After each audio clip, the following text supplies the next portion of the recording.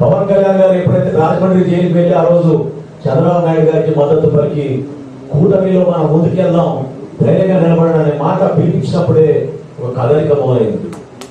ఇది వాస్తవం. ఆ రోజు రాజకీయ లబ్ధి కోసం ఆయన మాట్లాడలేదే. ఆ రోజు ఆయన మా బలం ఏంటి, మీ బలం ఏంటి అనే మాట మాట్లాడలేదే.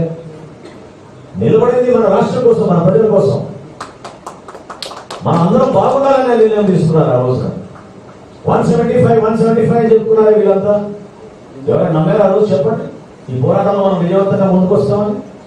ప్రక్షాళన జరగాలి, మార్పు రావాలి, ఒక మంచి ప్రభుత్వం ఏర్పాటు చేసి మనం ముందుకెళ్దామని మనం కష్టపడ్డాం.